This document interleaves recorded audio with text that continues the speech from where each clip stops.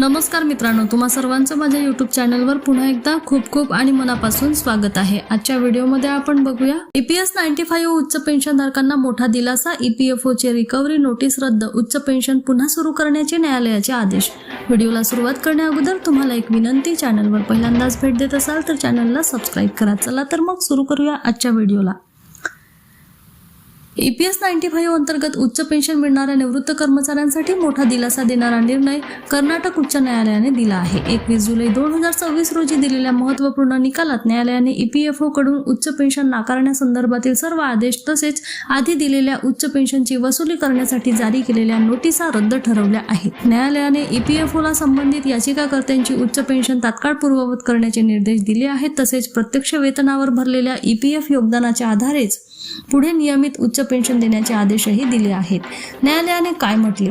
न्यायालयाने स्पष्ट केले की संबंधित सर्व याचिकाकर्ते 1 सप्टेंबर 2014 पूर्वी नियुक्त झाले होते। त्यांनी सेवा काळात त्यांच्या प्रत्यक्ष वेतनावर EPF योगदान भरले होते। यापूर्वी सर्वोच्च न्यायालयाच्या RC गुप्ता प्रकरणातील निर्णयाच्या आधारे त्यांना उच्च पेन्शन मंजूर करण्यात आली होती। त्यानंतर सर्वोच्च न्यायालयाच्या सुनील कुमार निर्णयाचा अभ्यास करून न्यायालयाने स्पष्ट केले की केवळ त्या निर्णयाचा आधार घेत आधी मंजूर केलेली उच्च पेन्शन रद्द करता येणार नाही।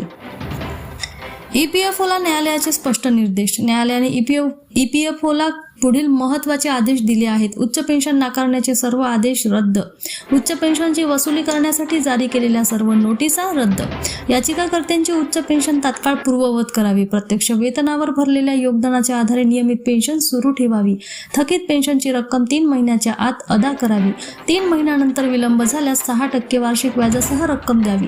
न्यायालयाने कोणती बाब स्पष्ट केली?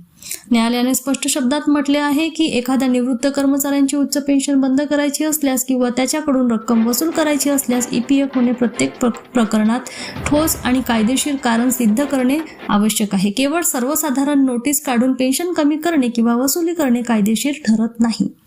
या निर्णयाचे महत्त्व काय?